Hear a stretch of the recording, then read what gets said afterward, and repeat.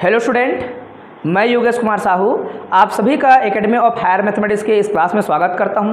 प्यारे विद्यार्थियों, आज से हम स्टार्ट कर रहे हैं टोपोलॉजी और टोपोलॉजी के बेसिक कॉन्सेप्ट। टोपोलॉजी का मेन क्लास स्टार्ट नहीं हो रहा है। टोपोलॉजी जो स्टार्ट होगा टोपोलॉजिकल स्पेस के डेफिनेशन से स्टार्ट होगा या फिर वहां पर हम जो है केंटर थ्योरी से स्टार्ट करेंगे, है ना। दो तरीके से है जिसमें कार्डिनेटी, गणनीयता, इन सब के बारे में बात चलता है।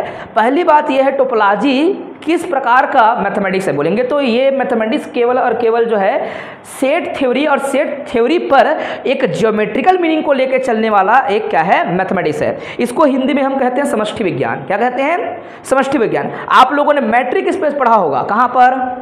बीएससी फाइनल ईयर में मैट्रिक स्पेस था, चौथा यूनिट, जिसका नाम था दूरिक समष्टि। पढ़ा था? दूरिक समष्टि पढ़े थे। एक्स डी बोलते थे बेटा, एक्स एंड डी, है ना। तो पुराना ज्ञान से आपको थोड़ा सा रिलेट करेंगे। एक्स डी करके ये डी डिस्टेंस फंक्शन होता था और यहाँ पर एक्स क्या होता था? नॉन एम्प्टी सेट होता था। मैट्रिक स्पेस से थोड़ा सा आप बोल सकते हो वही है लगभग, लेकिन जो है टोपोलॉजी जो अभी आप देखने वाले हो उस डेफिनेशन को हल्का फुल्का कभी कभी इस्तेमाल करने का मौका मिलेगा। पूरी तरीके से जो शुरुआत हम पढ़ेंगे वो ताकत किस पे लगेगा? सेट थ्योरी पे लगेगा। सेट थ्योरी की जिसको जानकारी अच्छा है उसके लिए टोपोलॉजी बहुत ईजी है। उसमें बेसिक कॉन्सेप्ट जो शुरू क्लास में पढ़ाएंगे वही कॉन्सेप्ट बस आपको इस्तेमाल करते रहना है बार बार। आपको ऑपरेशन देखने को मिलेंगे, कंप्लीमेंट, आपको ऑपरेशन देखने को मिलेगा, यूनियन, दो सेटों का, तीन सेटों का, अनंत सेटों का, इनफाइनाइट सेटों का, आपको देखने को मिलेगा इंटरसेक्शन, बहुत सारे सेटों का, एक का, दो का, तीन का, जो भी है आप ये सब चीज़ करेंगे। शुरुआत करते हैं हम लोग सेट से।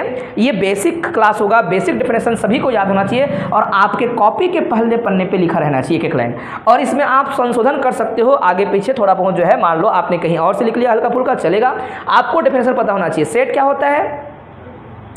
सेट क्या होता है? Collection of well defined object. सुपरिभाषित वस्तुओं के संग्रह को समुच्चय कहा जाता है, ऐसा हमने कहा था। अब सुपरिभाषित का मतलब भी आपको बता देते हैं, आप सभी को पता रहना चाहिए। जैसे कि इस क्लास में मान लो हमने कह दिया कि 10 जो है एमएससी के स्टूडेंट हैं, तो जो एमएससी एक क्लास बन गया, है ना। ये जो क्लास है ये एक सेट को बताएगा, लेकिन मैंने स्टूडेंट कहा तब 10 स्टूडेंट है तो ये 10 स्टूडेंट का क्या बन गया? कलेक्शन। और एक कलेक्शन जो है उसका नाम क्या है? एमएससी या बीएससी क्लास है वो जो है एक सेट कहलाएगा। लेकिन मैंने बोला कि ये जो है 10 ब्रिलियंट स्टूडेंट का क्या है? कलेक्शन है। तो ये जो कलेक्शन मैंने बनाया 10 ब्रिलियंट स्टूडेंट्स, उसमें जो है ABCD नाम ले लिया उनका, तो ये जैसे ही मैं बोलूँगा ब्रिलियंट है करके वो कलेक्शन ओनली होगा, है ना। वो इंसान ही है और इंसान सुपरिभाषित है नहीं है कैसे बोल दोगे सर? बोलेंगे इसके पीछे हम कारण बताएंगे। इंसान तो सुपरिभाषित होता है, वेल डिफाइंड है, लेकिन आपने उसके साथ एक बात बोला है। क्या बोला है? ब्रिलियंट स्टूडेंट बोल दिया आपने। बच्चे जो है बिल्कुल वेल डिफाइंड थे, लेकिन आपने एक शब्द बोला ब्रिलियंट स्टूडेंट। तो मैथ्स की स्टूडेंट, मैथ्स का मान लो दृष्टिकोण से, मैं मैथ्स का टीचर हूँ, मैंने कहा ब्रिलियंट स्टूडेंट, तो हो सकता है कि 8 वाला आए और बोले कि ये ब्रिलियंट नहीं है।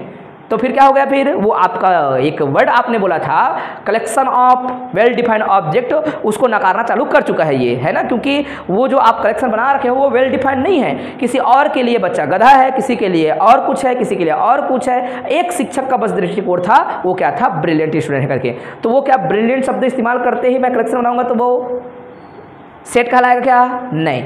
जैसे कि अब नेचुरल नंबर सेट है, बोलेंगे हाँ है। क्यों? क्योंकि चाइनीज़ के लिए भी नेचुरल नंबर है, मेरे लिए भी वही है ना। दुनिया का हर इंसान के लिए नेचुरल नंबर है, अनपढ़ के लिए अनपढ़ है, इसलिए हम बोलते हैं नेचुरल नंबर का सेट। क्या बोलते हैं? नेचुरल नंबर का सेट। आप लोग लिख लीजिएगा, सभी चीज़ जानते हो। ये क्या है बेटा? वेल डिफाइंड है, 1 2 3, हर किसी के लिए 1 2 3 है। कोई दूसरा आदमी इसको 1 नहीं है थोड़े बोलेगा। 1 है मतलब है, पढ़े लिखे व्यक्ति के लिए है, ठीक है। अनपढ़ के लिए भी है, लेकिन हालांकि वो नहीं जानता, लेकिन आप बोलेंगे ये वेल डिफाइंड था, इसलिए ये सेट था, नेचुरल नंबर का सेट है, रियल नंबर का सेट है। आप ये सब चीज़ पढ़ते थे, तो डेफिनेशन ओनली जो है आपको याद रखना है। अभी फिलहाल हमको जो है उस एग्जाम्पल पे नहीं जाना है, जरूरत पड़ेगा तो आप सभी को एग्जाम्पल पता होना चाहिए। नेचुरल नंबर, रियल नंबर, इन नंबरों के सेट है बहुत सारे, और उसके बावजूद भी सेट होते हैं। बोलेंगे कोई भी चीज़ को सेट कहा जा सकता है, कोई भी कलेक्शन को सेट कहा जा सकता है, लेकिन उसमें शब्द होना चाहिए वेल डिफाइंड, अर्थात यूनिवर्सल ट्रूथ होना चाहिए, ठीक है। ये कौन से लेवल की पढ़ाई हो रही है? बोलेंगे 11वीं 12वीं और बीएससी फर्स्ट ईयर की पढ़ाई है ये लगभग। क्यों ऐसा पढ़ाना पड़ेगा? क्योंकि आपको रिप्लाई करना होगा क्लास में।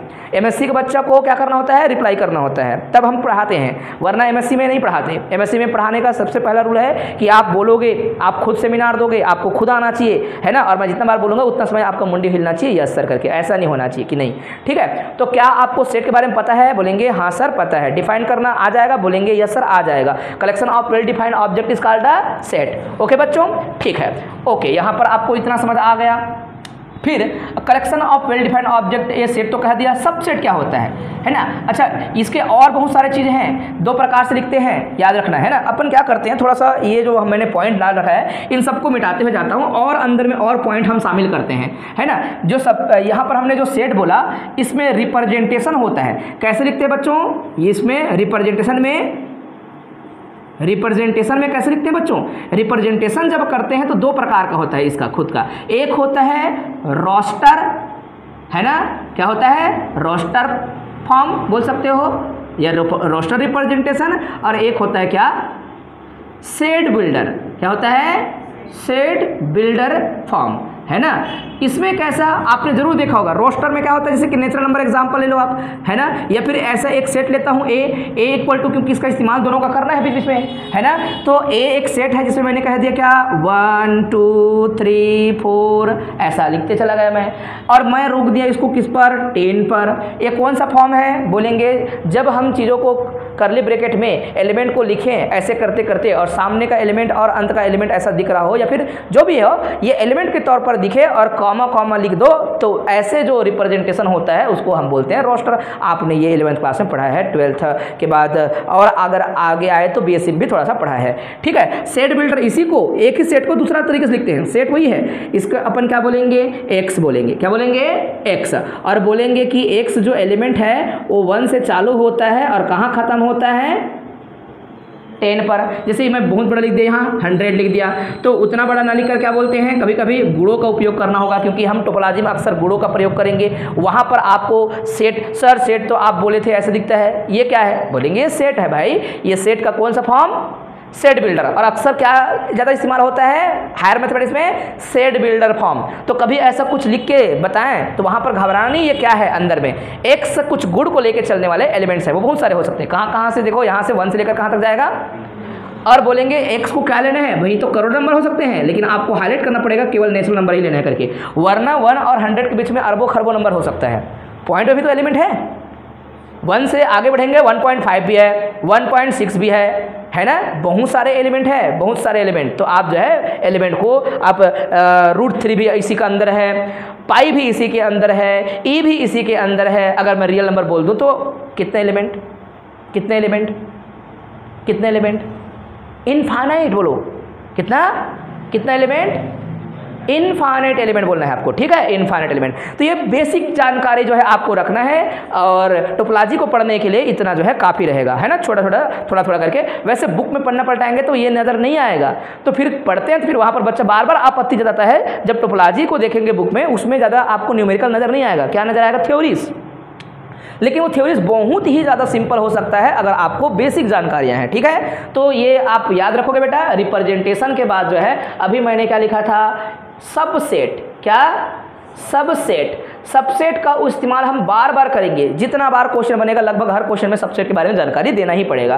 क्या होता है सबसेट, कोई पूछेगा तो आप बोलेंगे देखो सर, कोई सेट के अंदर से और एलिमेंट को निकाल के और सेट बनाऊं तो उसको सबसेट कहते हैं। फिर से हम लिखते हैं लेट, या फिर ए इज नॉन एम्प्टी सेट, ऐसा बोल दिया। पहले एक सेट है, नॉन एम्प्टी मतलब खाली नहीं है, और सेट के भी और प्रकार होंगे तो और बोल सकते हो, सेट जो कि क्या हो, फाइनाइट हो, सेट जो कि इनफाइनाइट हो, सेट जो कि क्या हो, नॉन एम्प्टी हो, जो सेट एम्प्टी हो वो उसी के अंदर लिख लेना। एम्प्टी मतलब खाली, बिल्कुल भी एलिमेंट ही है। यहाँ पर नीचे में उनको हाईलाइट भी करेंगे, है ना। एक हमने क्या बोला है, ए क्या है, नॉन एम्प्टी सेट है। then B is called a subset of A if, या फिर if only if बोल सकते हो, if only if each element of B, या each element ऐसा बोलना चाहिए, each element X belongs to ऐसा B is also element of, element ये डेफिनेशन लिखने का तरीका है, ठीक है।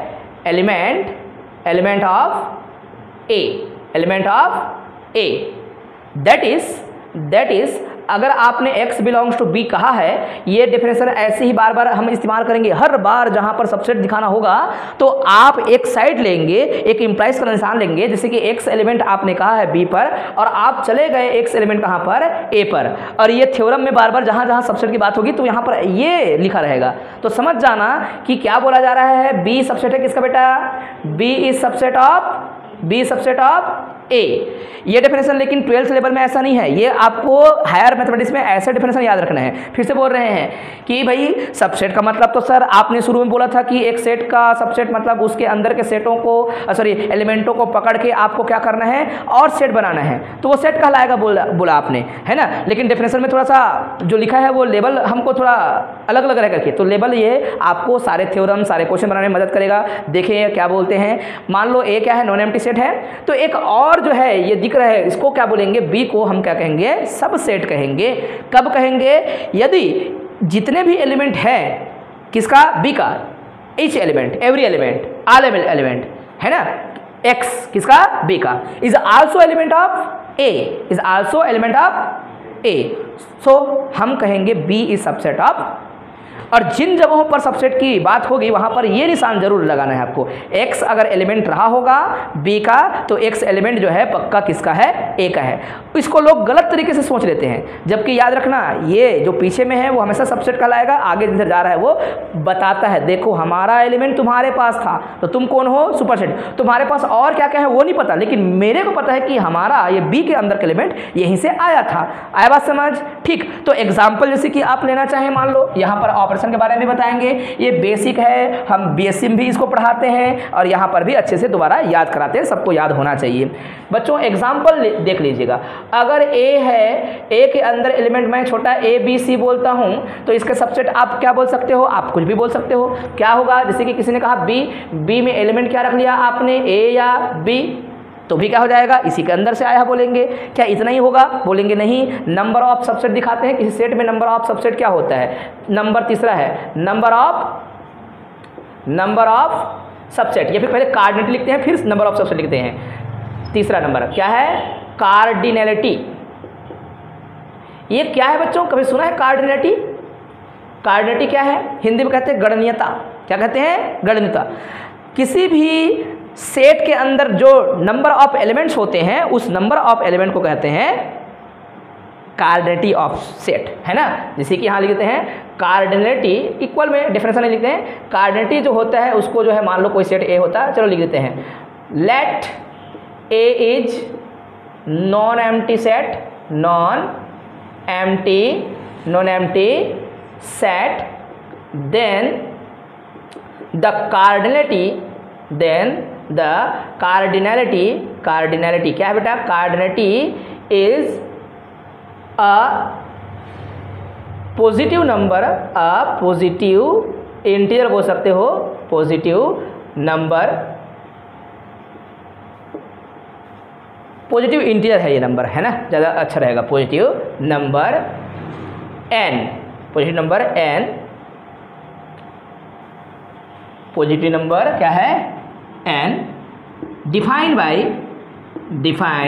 बाई, ये मैं अपने तरीके से लिख रहा हूँ, है ना, डिफाइंड बाई n को हम लोग इस प्रकार से लिखते हैं, ये सेट A, इसमें जो है ये कार्डिनलिटी बता रहा है ना, डिफाइंड बाई n जो है, और इसका मतलब होता है total number of element, total number of element in A। आया बात समझ, ये क्या होगा, उस टोटल नंबर को आप जोड़ोगे, बताओगे, टोटल नंबर ऑफ एलिमेंट है, इसका मीनिंग बता रहे हैं। तो एग्जाम्पल में आप बता दीजिए, वहाँ जो हमने लिखा है ए की कार्डिनलिटी क्या आएगी बच्चों, एक नंबर आएगी, कितने आएगी, 3।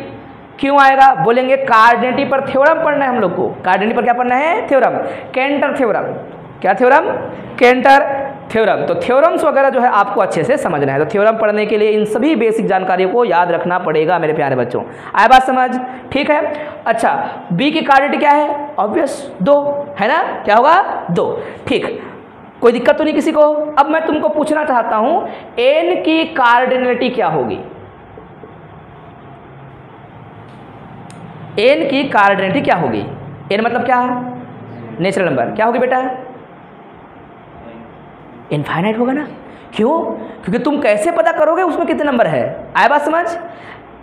बताओ भला, हाँ या ना बोलो, पक्का ना? तो भाई ऐसे जो होता है, ऐसे कार्डेंटी जो कि इनफाइनाइट होता है, तो ऐसा छोटा सा आपको नज़र आएगा, ऐसा लिखा रहेगा। कहीं पे क्या नज़र आएगा बेटा? ऐसा अल्फा लिखा रहेगा, कहीं पे ए नॉट लिखा रहेगा। ये ऐसे शब्द जहाँ जहाँ थ्योरम में इस्तेमाल करेंगे वो पक्का ऐसे चीज़ें हैं जो कि बता रहा है कि इस सेट की कार्डेंटी क्या है? इनफाइनाइट है। ठीक है, तो शुरू का जो चैप्टर यूनिट नंबर फर्स्ट जो डाला गया है बेटा, पूरा सेट थ्योरी में डाला गया है। जबकि पहले 2 साल पहले जो सिलेबस था ना, वो सीधा कहाँ से स्टार्ट होता था? टोपोलॉजी से स्टार्ट होता था। कहाँ से? टोपोलॉजी से। अब नया आ गया है, नया चैप्टर जुड़ गया है। आप सिलेबस निकाल के देख सकते हो। नया चैप्टर में आप पूरा देखेंगे तो क्या है? सेट थ्योरी, और उसमें जो है क्वेश्चन, एक क्वेश्चन है जिसका नाम क्या है? जॉन लिम्मा करके थ्योरम है, कैंटर थ्योरम है, ये बहुत सारे यहाँ पर थ्योरम देखने को मिलेगा। ठीक है, तो अभी हम जो बेसिक आपको जो पढ़ाएंगे, बेसिक अच्छे से याद रख लेना आप लोग, अच्छे से आपके दिमाग में सेट हो जाना चाहिए। ठीक है, चलिए फिर जो है नंबर 4, इसमें जो है अपन क्या करने वाले हैं? कार्डेटी बोला था, अभी हम बोलेंगे number of subset. Number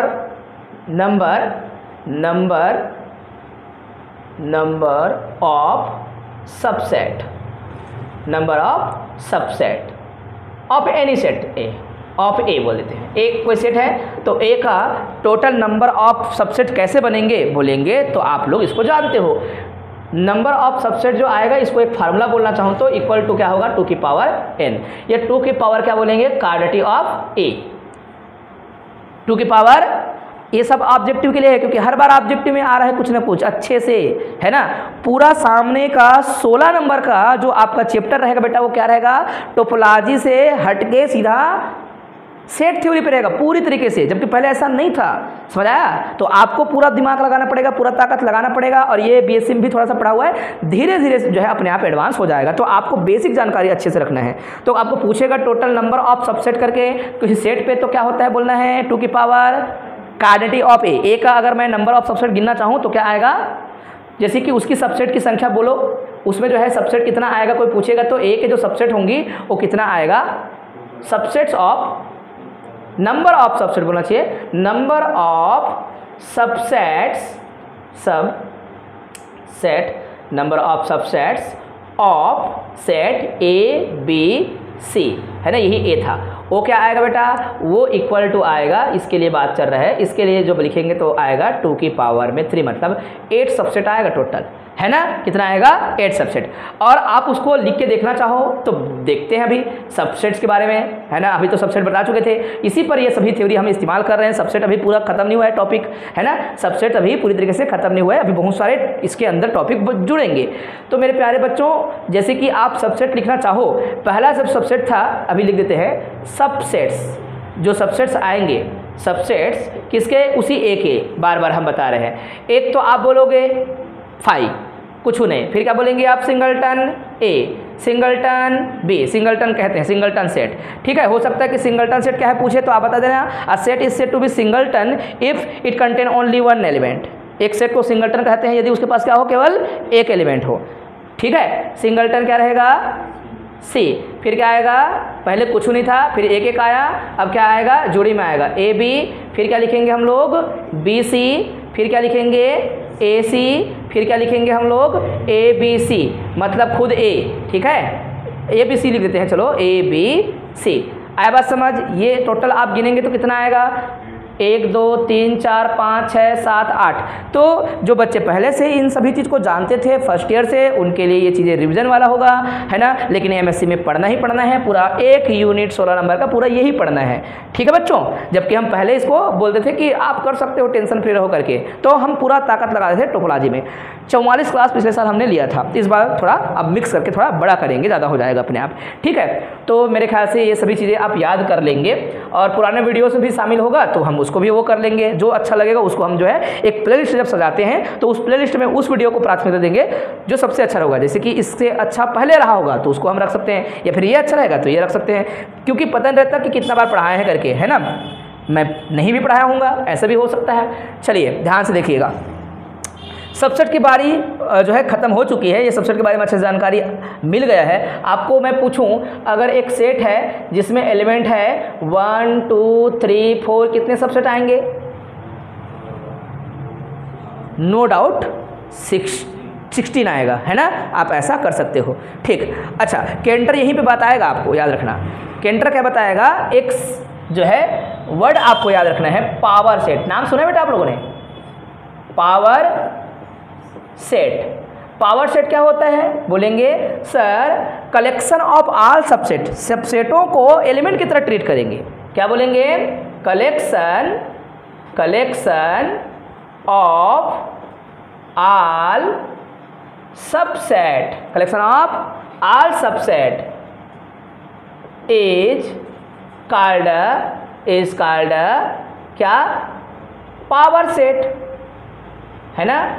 power set of any set A, या फिर ऊपर बोले होते let A is set, non empty set, then power set of A. देखो लिखने का तरीका समझिएगा, मैं और क्या लिख सकता था, लिखने का तरीका ये था, let A is non empty set, then power set of A, है ना, ऐसा लिखते हैं। और एक तरीका मैं मिटा रहा हूँ, लेकिन अच्छा है, ये भी अच्छा था, मैं और मिटा के लिखूंगा तो अच्छा लगेगा आप लोग को। क्या बोलता हूँ, ऐसे लिखूँ तो भी वही डेफिनेशन है, लेकिन ये और ज़्यादा अच्छा है। Let A is non empty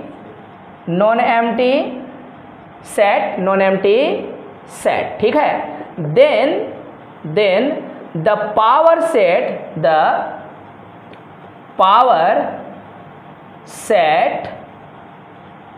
set P A बोलते हैं, ठीक है। Power set is collection of all subsets of A, ठीक है।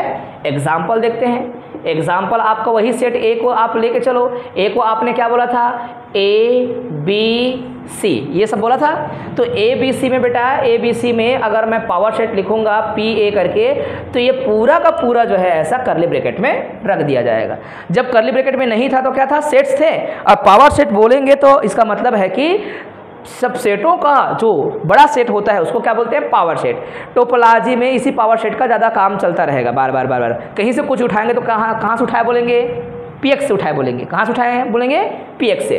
तो यहाँ पावर सेट आप लिखना चाहोगे तो क्या आएगा, फाई, फिर क्या आएगा ए, ठीक है, फिर क्या आएगा ऐसा बी, फिर आएगा सी, फिर ए बी, फिर आप लिख देना बी सी, है ना, बी सी, फिर क्या हो जाएगा बी सी के बाद ए सी और खुद ए हो गया। अब इसके अंदर फिर सेट की बात आती है, वो बात शब्द हमको बार बार याद रखना है, बहुत सारी चीज़ें आएंगे, एक एक चीज़ इस्तेमाल होने वाला है। बच्चों सेट्स के जो सबसेट के जो टाइप होता है आपने नाम सुना होगा, प्रॉपर सबसेट। क्या, प्रॉपर सबसेट क्या होता है। प्रॉपर सबसेट कोई पूछेगा तो भैया जो इम्प्रॉपर ना हो वही प्रॉपर है, तो पहले इम्प्रॉपर को समझना पड़ेगा, ज़्यादा अच्छा रहेगा। तो मैं क्या लिखता हूँ यहाँ पर, इम्प्रॉपर, है ना, क्या, इम्प्रॉपर सबसेट। तो इम्प्रॉपर सबसेट क्या होता है, अगर मैं फाई को और एक्स को, या एक्स बोल रहा हूँ ए को मैं लूँ तो ये दोनों क्या होते हैं, इम्प्रॉपर होते हैं। इसको बोलते हैं हिंदी में तुच्छ उपसमुच्चय। क्या बोलते हैं, तुच्छ, या फिर और इसका नाम है ट्रिवियल सबसेट। तुच्छ रूप से कोई सेट खुद का सबसेट होता है और कुछ नहीं भी उसका सबसेट होता है। ये और ये क्या होगा बेटा, दोनों क्या होंगे, इम्प्रॉपर सबसेट। इसके बाद जो बचेगा वो क्या होगा, टोटल प्रॉपर सबसेट। आया बात समझ।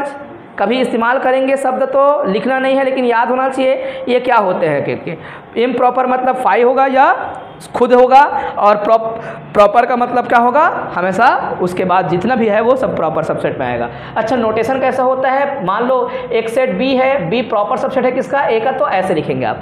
यहाँ पर निशान में ये रहेगा बेटा, ये नहीं होगा पक्का, ये निशान किसका है, जहाँ जहाँ प्रॉपर का इस्तेमाल करना पड़ेगा। तो B is the subset of बोलेंगे ए, लेकिन B क्या है, B इज प्रॉपर सबसेट। और कभी कभी ऐसा लिखा रहता है, मान लो B is subset of A, इसका मतलब क्या है, B A हो भी सकता है ना, और जो है उससे छोटा भी हो सकता है। तो इस प्रकार से ये सभी चीज़ें जो है हमने किस पर बताया आपको, केवल और केवल सेट और सबसेट पर इतना काम हो गया। ये सभी बेसिक चीज़ें आप सभी के पास होना चाहिए। आप लिखो या ना लिखो वो आपकी जिम्मेदारी है, लेकिन जब क्वेश्चन पेपर जज करेंगे, पढ़ेंगे, तो उसके अनुरूप आपको एक नोट्स अच्छा बनाना पड़ेगा।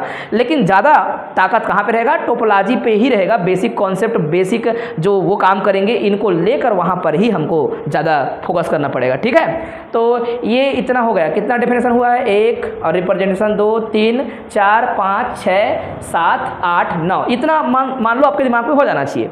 ठीक है, अच्छा, प्रॉपर सबसेट ये सब चीज़ हो गया। उसके बाद अपन कार्डेटिव भी देख लिए। अब हम देखते हैं ऑपरेशन ऑन सेट। क्या? नंबर 6वां, ऑपरेशन ऑन सेट। कितने ऑपरेशन होते हैं? बोलेंगे 3 ऑपरेशन आप याद रखेंगे। ठीक है, बेसिक ऑपरेशन, इसको फंडामेंटल ऑपरेशन भी कहते हैं। पहला ऑपरेशन है यूनियन। क्या? यूनियन। हिंदी में क्या कहते हैं इसको? याद है क्या? यूनियन। ठीक है, इसको अगर मैं ए और सेट मैं बोल दूं, ए बी करके, मान लो ए और बी 2 सेट है, let A and B B 2 non empty set, 2 non empty set. Then ये जो यूनियन होता है ना, ए और बी के बीच में ऑपरेशन क्या आएगा? ए यूनियन ऐसा बी, ये निशान याद रखेंगे। फिर होता है क्या? इंटरसेक्शन। क्या? इंटरसेक्शन। इंटरसेक्शन में क्या आएगा बोलेंगे तो ए और ऐसा निशान रहेगा, तो क्या हो रहा है दोनों का? इंटरसेक्शन, है ना। इन सभी ऑपरेशन को अच्छे से समझना है। फिर अगर मैं सी तीसरा बोलूँ, इसको हम बोलते हैं कॉम्प्लीमेंट। क्या बोलते हैं? कॉम्प्लीमेंट। कॉम्प्लीमेंट में क्या होता है जी? किसी सेट के ऊपर में हम इस प्रकार से क्या करते हैं? ऐसा लगाते हैं, कॉम्प्लीमेंट। आया बात समझ? ये सभी चीज़ें जो है आप लोग को याद रखना है। अच्छा, अब इनको करके दिखाते हैं, आप लोग जो है प्रयोग करना।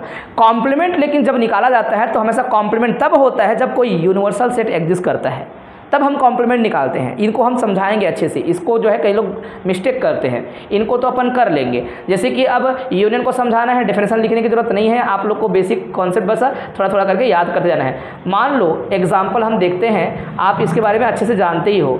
अगर हम एक सेट लेते हैं, सेट ए इक्वल टू क्या? सेट ए इक्वल टू मान लो ए बी ही ले लो, ए बी सी ले लो, और मैं बी सेट ले रहा हूँ, उसमें क्या ले लिया मैंने? ए डी और ई ले लिया, है ना।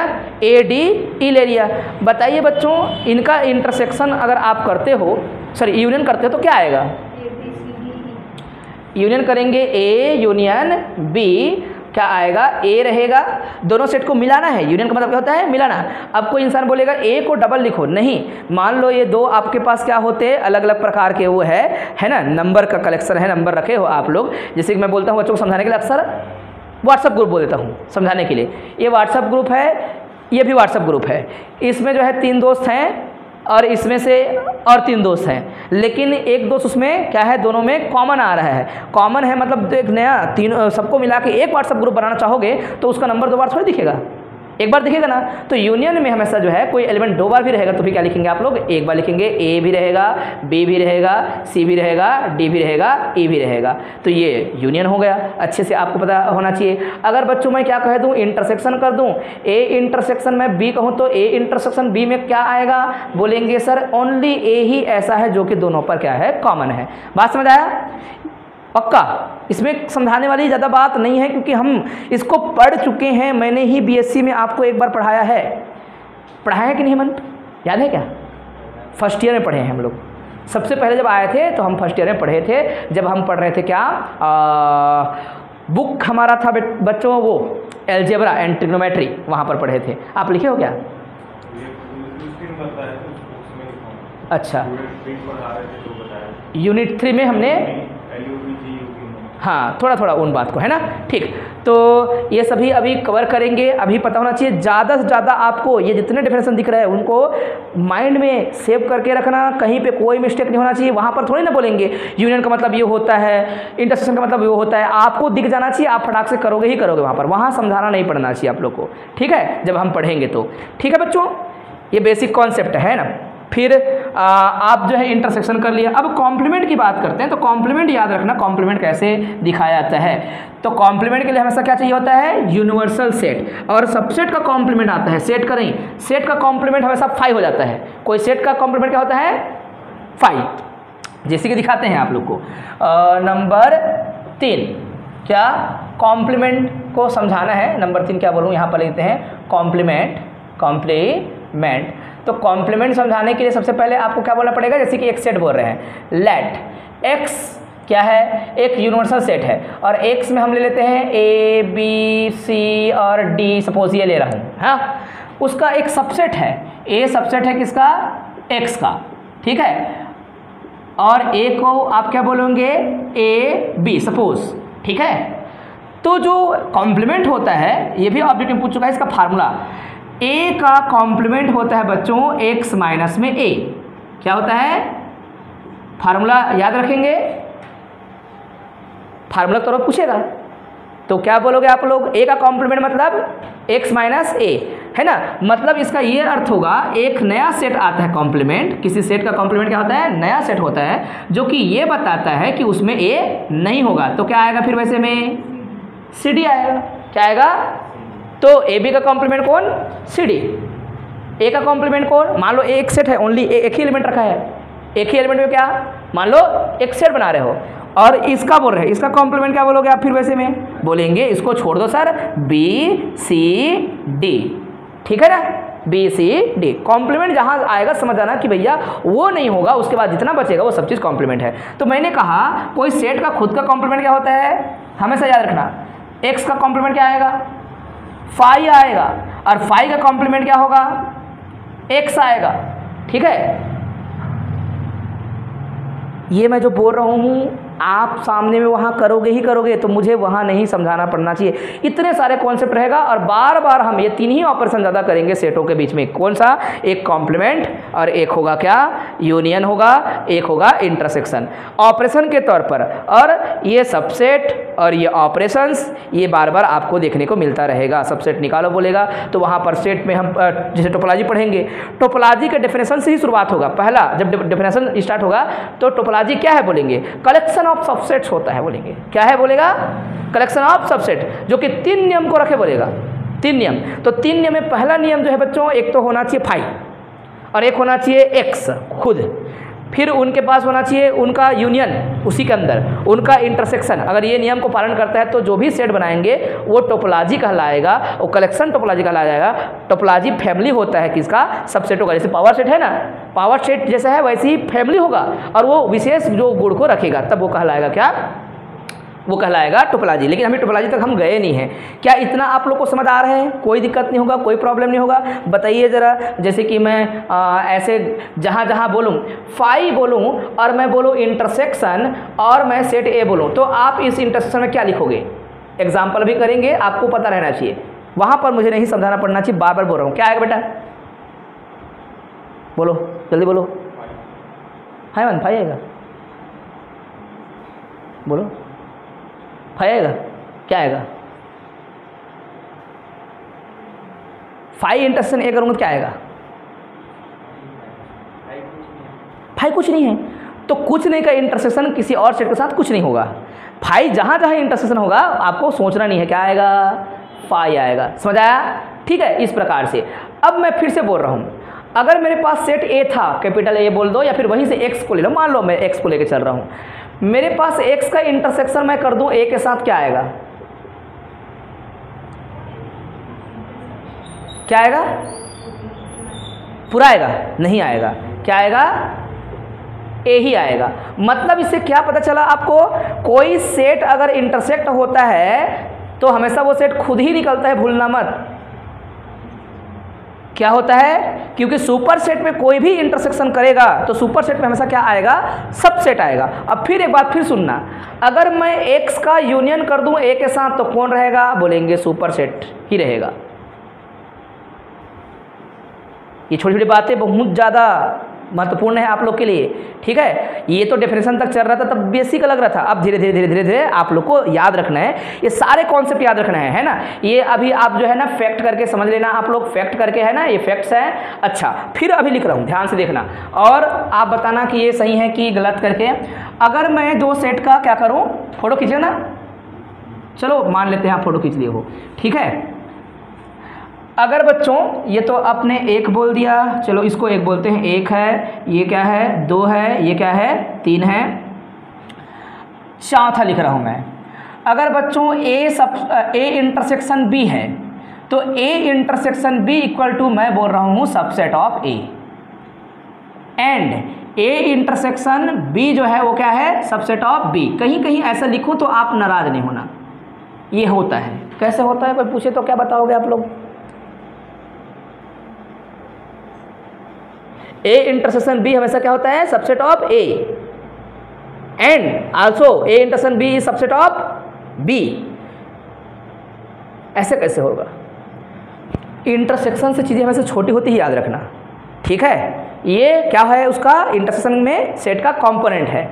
तो हमेशा जो सेट होता है जिनसे इंटरसेक्शन हुआ है, इंटरसेक्शन या तो इसके बराबर हो सकता है अपने कंपोनेंट के, या फिर उससे हमेशा छोटा होगा। आप एग्जांपल सोचिएगा जरा, जैसे कि मैं एक एग्जांपल ले रहा हूँ, जैसे कि a equal to A B C ले लिया है ना, और मैं b ले रहा हूँ मान लो, तो उसमें क्या ले लिया, मान लो a भी ले लिया ओनली, तो मैं a का इंटरसेक्शन करूँगा b के साथ, आएगा क्या, a b ही आएगा क्या। a b का मतलब क्या हुआ, a intersection b equal to क्या आ गया, b ही आ रहा है, ये वाला आ रहा है भी देखना, ठीक है। क्या आ गया, b आ गया, मतलब इक्वल हो सकता है b का। और अगर मान लो आपने b की जगह क्या ले लिया होता, ओनली a, ये यहाँ पर ab की जगह क्या है, b इक्वल टू आपने क्या ले लिया a, तो जब इसका इंटरसेक्शन करते, क्या a इंटरसेक्शन किसका, b इक्वल टू क्या आता, a। तो तुम्हारा जो ये a है ये सबसेट है कि नहीं b का,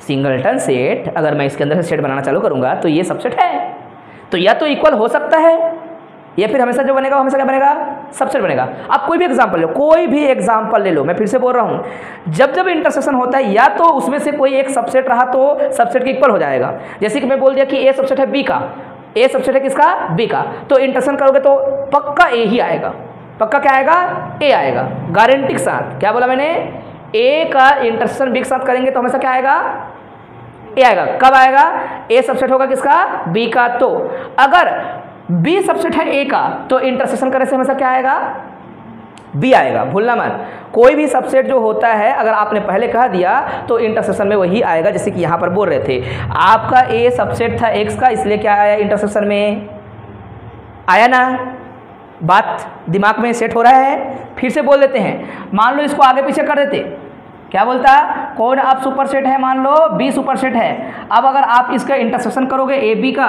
तो ए बी का इंटरसेक्शन में क्या आएगा, ए बी आ रहा है मान लो, लेकिन अभी तो ए का नाम ए है ना ऐसा, तो कभी भी दो सेट का इंटरसेक्शन करो तो हमेशा क्या आता है, अगर सबसेट एक है तो हमेशा सबसेट पैदा हो जाता है। अगर उसका सबसेट नहीं है, कोई डिफरेंट सेट ले रहे हो, इसमें से कोई एक दूसरे सबसेट नहीं है, देखो ये अलग ले लिया, आपने क्या ले लिया, आपके पास जो सेट है आप सबसेट को क्या ले रहे हो, मान लो यहाँ से आप ले रहे हो ए का वैल्यू कुछ बोल दो, ऐसा बोल दिया आपने, दोनों का इंटरसेक्शन करेंगे तो क्या आएगा, दोनों का इंटरसेक्शन करेंगे तो क्या आएगा, बोलेंगे सर दोनों का इंटरसेक्शन करेंगे तो जो है वो ए आएगा, है ना, तो सबसेट आएगा। आप कुल मिला के सबसेट ही देखोगे, सबसेट ही आएगा गारंटी के साथ। और ना चाहो तो देखो ए को अगर मैं जो है और छोटा ले लूँ और ए और बी चलो दोनों डिफरेंट सेट हैं तो हमेशा क्या आएगा, 5 आएगा फिर। और 5 सबसेट होता है किसका, 5 सबसेट होता है किसका, ए का भी। अगर 5 को बोलूँ तो सबसेट होगा किसका, बी का भी। तो इंटरसेक्शन से 5 भी आ सकते हैं, लेकिन जो भी आएगा अक्सर क्या आएगा, या तो छोटा आएगा या फिर क्या आएगा, कंपोनेंट के बराबर आएगा। आप कोई भी एग्जांपल सोच के कर सकते हो, कोई भी एग्जांपल मन में सोच लो और उस एग्जांपल में इंटरसेक्शन करके देखो, या तो चीज़ें छोटी हो जाएंगी या तो चीज़ें क्या हो जाएंगी, वो जो है कंपोनेंट के बराबर हो जाएगा। जैसे कि ये सेट को ऐसा ना लिखकर मैं क्या बोलता, यहाँ पर ध्यान से देखना, ए को आप कुछ बोलो, जैसे कि मैं ए बी और सी और डी बोलता हूँ, ठीक है, और मैं यहाँ बी को क्या बोलता हूँ, इसको मैं बोलता हूँ बी और सी बोलता हूँ, ठीक है, बी सी, या फिर अपन क्या बोलते हैं, ए डी बोलते हैं, ठीक है, ए डी, ओके। इंटरसेक्शन करेंगे तो ये उसका सबसेट आ रहा है। मान लो अब आप क्या बोल दिए, ए ई और एफ बोल दिए और सेट को अलग अलग करते रहो। जैसे मैं इंटरसेक्शन करूंगा किसका, ए इंटरसेक्शन किसका, बी का, तो ए इंटरसेक्शन बी में क्या आएगा प्यारे बच्चों, बता दो एक बार, ओनली ए आएगा ना। और ए सबसेट है किसका, ए का भी, मतलब इंटरसेक्शन किसका सबसेट है, ए का भी, और ये इंटरसेक्शन जो आ रहा है वो सबसेट किसका है, बी का भी। क्लियर हो रहा है ना, कितने तरीके से समझा जा सकता है आपको, लेकिन एक्सेप्ट इसको करना है भाई, मैं तो समझा रहा हूं। आप जितने भी तरीके से सोचेंगे, जितना बार इंटरसेक्शन करेंगे, तो इंटरसेक्शन से एक रिजल्ट आएगा। इंटरसेक्शन हमेशा छोटे होते हैं और यूनियन हमेशा बड़ा होता है। तो इसका अगर मैं यूनियन से रिलेशन करूं, ये पता चला ना पक्का, ये सबसेट किसका है बेटा, ओनली ए का भी सबसेट है, इसके ए के अंदर पाया गया इसलिए उसका सबसेट है, ये सबसेट है किसका, ए का भी। ठीक है, अच्छा, और ये बराबर क्यों आया, क्योंकि भाई कोई सबसेट इसका अंदर में छुपा हुआ है तो वो सबसेट खुद इंटरसेक्शन में आ जाता है तो बराबर आता है। फिर यहाँ निशान में बराबर आया था, कहीं कहीं पे देखो आप, है ना, निकाले थे वहाँ पर। तो मेरे प्यारे बच्चों ये बात पता चल गया, कोई भी सबसेट ले लो, या तो छोटा आएगा या फिर इस प्रकार से आएगा। अब मैं इसको मिटा के लिखा से देख, 5वां नंबर, ए यूनियन बी जहाँ कर दूँ, ए यूनियन बी कर दूँ, तो याद रखना ए है, ए और ए से बड़ा हो सकता है। बराबर कब होगा, बोलेंगे इसमें से एक सुपर सेट हो जाए और ये उसका सबसेट हो जाए, तो सुपर सेट से बड़ा हो ही नहीं सकता कोई चीज़। हम बात समझ आ रहे हैं। फिर हम बोल रहे हैं कि ए यूनियन क्या है, बी, और यहाँ पर क्या आ जाएगा, मान लो बी से भी आ सकता है सुपर सेट। तो कोई भी आपके ए और बी लेने के तरीके के ऊपर डिपेंड करता है। चलो आप बोलो बेटा, ए कुछ बोलो, ए इक्वल टू कुछ सेट बोलो, सामान्य, हाँ कुछ भी एलिमेंट बोलो, ए बी सी डी कुछ भी बोलो, 1 2 3 बोलो, कुछ बोलो। अगला सेट में भी वैसे ही बोलना पड़ेगा फिर, 1 2 3 4, ठीक। बी बोलो आप, 3 और 4 बोल दिया आपने, 3 और 4 बोल दिया। भाई अगर मैं ए यूनियन कर दूंगा बी के साथ, तो मुझे जो मिलेगा, वो जो मिलेगा आप सोच सकते हो वो क्या मिलेगा, मिलेगा ना। तो मुझे क्या पता चल रहा है, यूनियन जो आ रहा है वो बराबर आ रहा है ए का, तो ये इसके बराबर हो गया समझो। मान लो यहाँ पर किसी ने कहा होता कि अब करो 5 को करो, क्या करो 5 को भी कर लो। जैसे ही मैं यूनियन करूँगा, अभी जो लिखा था वो क्या लिखा था, यूनियन लिखना था ना मुझे, यूनियन लिखा था वो क्या था, मैं गलत लिख देता यहाँ पर। यूनियन करते बेटा इसका यूनियन क्या आता, 1 2 3 4, मतलब हाँ ए ही लिखा था, राइट। क्या लिखा था मैंने, यूनियन में क्या आएगा बेटा, इसी के अंदर है। अगर 5 रहता तो क्या आता यूनियन में, बोलेंगे ए आपका 1 2 3 4 5। तो ये बराबर थोड़े, ये तो है ए यूनियन बी है, लेकिन ये जो है सुपर सेट है किसका, ए का, और ये सुपर सेट किसका भी है, बी का।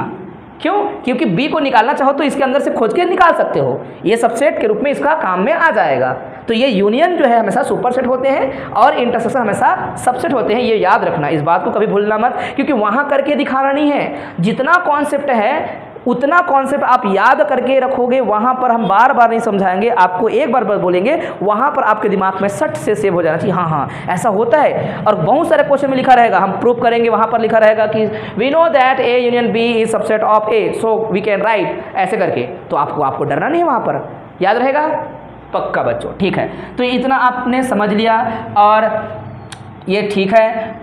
फाई हर सेट का सबसेट होता है, ये बात भी याद रखना है। इतना आपने समझ लिया, कॉम्प्लीमेंट के बारे में भी समझ लिया, आपको जो है ये सब चीज़ अच्छे से सेट करके रखना है, दिमाग में जो है होना चाहिए। अब हम एक लिखते हैं केंटर थ्योरम। क्या, केंटर्स theorem, very IMP.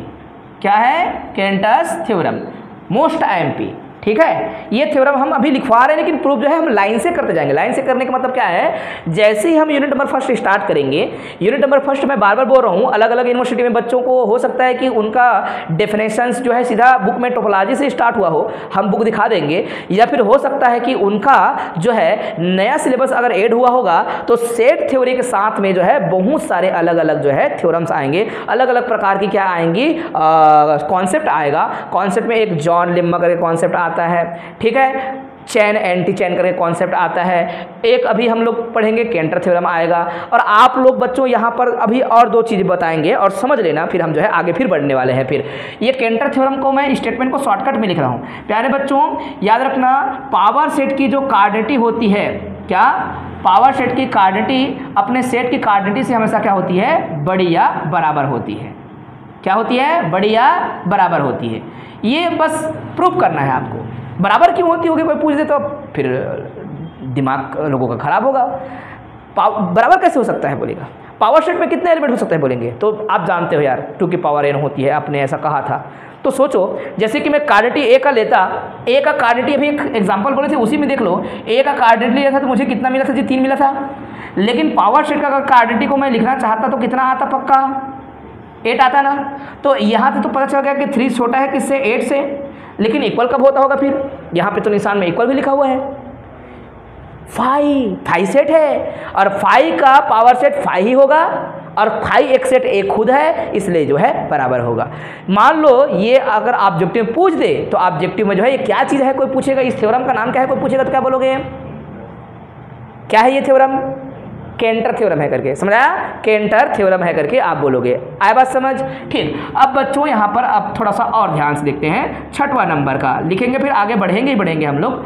Finite set मुझे बताओ बेटा, फाइनाइट सेट एक होगा क्या इसी के अंदर में, इनफाइनाइट सेट, ठीक है, इनफाइनाइट सेट, ये सेट्स हैं इनफाइनाइट सेट्स।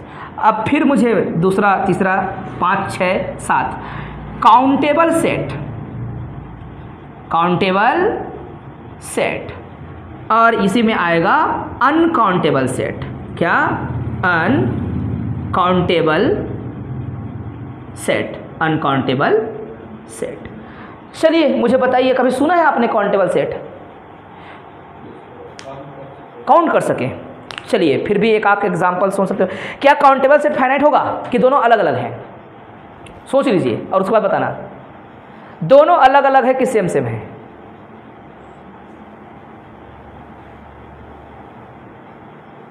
जल्दी बताइए, आएगा बच्चों, है ना? शैलेंद्र पीछे से टोपोलॉजी का बुक निकाल के लाना, ठीक है, पीछे वाला में है बहुत सारा, मैकेनिक्स के बुक के बगल में दिख रहा है, ऊपर में दिख रहा है 2 टोपोलॉजी बुक है। हाँ हाँ हाँ, कोई एक बता बेटा, बोलो। आप लोग बुक ले जाना, ठीक है, आज जो है ना एक एक बुक आप लोग ले जा सकते हो, ठीक। हमारे पास 4 बुक है। बताइए बच्चों, फाइनाइट और काउंटेबल सेम हो सकता है क्या, अलग अलग? चलो आप बोलो, फाइनाइट का क्या मतलब होता होगा? फाइनाइट जैसे सर नेचुरल नंबर है, सेट है 1 से 100 तक, हाँ हाँ, फाइनाइट है।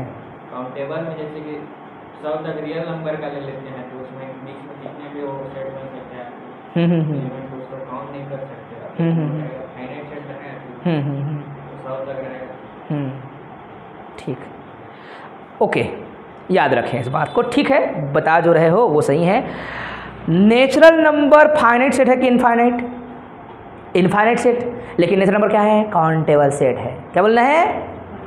मैं अंतर के साथ आपको डेफिनेशन याद कराऊंगा, क्योंकि हम तो कल पढ़ने वाले हैं। हम क्या करने वाले बेटा है, ये बेसिक कवर हो गया, और बेसिक कवर होगा आपके जहाँ से आप बुक पढ़ेंगे, जिस बुक को आप फॉलो करेंगे, बुक में पहला आपको जो है डेफिनेशन मिलेगा बेटा। डेफिनेशन किसका मिलेगा? कार्डिनिटी, और नीचे में जो है डेफिनेशन मिलेंगे किसका, नीचे में इधर काउंटेबल सेट, अनकाउंटेबल सेट, यहाँ पर पूरा डेफिनेशन उसी का, काउंटेबल अनकाउंटेबल, पुराना बुक में पूरा यही मिलेगा, पूरा काउंटेबल अनकाउंटेबल पूरा। तो ये भाई डेफिनेशन याद होना चाहिए। काउंटेबल पूछ दे तो, है ना, पूछेगा नहीं, किस में इस्तेमाल करेंगे? ऑब्जेक्टिव में। अब ये क्या होता है, कोई पूछेगा तो याद रखना, कई लोग का सीधा दिमाग चलता है काउंटेबल सेट जो फाइनाइट होगा। नहीं भैया, इनफाइनाइट सेट भी काउंटेबल होता है। नेचुरल नंबर से जो भी सेट मैप कर सकता है, दुनिया के सारे सेट जिनका आप नेचुरल नंबर से क्या कर सकते हो, मैप करा सकते हो, मतलब एलिमेंट को गिन सकते हो। नेचुरल नंबर से मैप कराना मतलब क्या होता है, नेचुरल नंबर मिला और इमेज आप वहाँ पकड़ पाए और देख पाए। तो ऐसे दुनिया के सभी प्रकार के जो सेट होगा उसको कह सकते हो काउंटेबल सेट, काउंटेबल सेट। अब मैं तुमसे पूछना चाहता हूँ, अब इसको लोग काउंटेबल बोलेंगे कि अनकाउंटेबल बोलेंगे? कल के क्लास में हम लोग आगे बढ़ाएंगे मेरे प्यारे बच्चों। इसको बताओ, ये काउंटेबल है कि अनकाउंटेबल है? लेकिन बोलने का तरीका अभी हमें कुछ नहीं बोला, तब बोलेंगे आप पहले पूरा बोलो तब पता चलेगा। बोलेंगे ये सबसेट ऑफ रियल लाइन है, बोल दूं सबसेट ऑफ क्या बेटा, रियल लाइन। काउंटेबल है कि अनकाउंटेबल? काउंटेबल है कि अनकाउंटेबल? अनकाउंटेबल है। वाई? बोलेंगे यार काउंटेबल तो कर सकते हैं, कैसे बोल दिया किसी ने? बोला उसमें कि सर 0 और 1 तो है बस। अरे भाई ऐसा नहीं है, रियल नंबर का सबसेट में अरबों खरबों नंबर छुपा हुआ है इसके अंदर। इसके अंदर क्या है, 0.1 1, 0.001, इतने सारे नंबर लोगे तो नेचुरल नंबर से उसको मैप नहीं कर पाओगे, है ना। तो ऐसे जो भी सेट होते हैं आप काउंटेबल अनकाउंटेबल में बच्चे पूरी तरीके से कंफ्यूज रहते हैं, तो इनसे संबंधित हम जो है थ्योरम्स वगैरह क्वेश्चन वगैरह कराएंगे। और एक तरीका और हो सकता है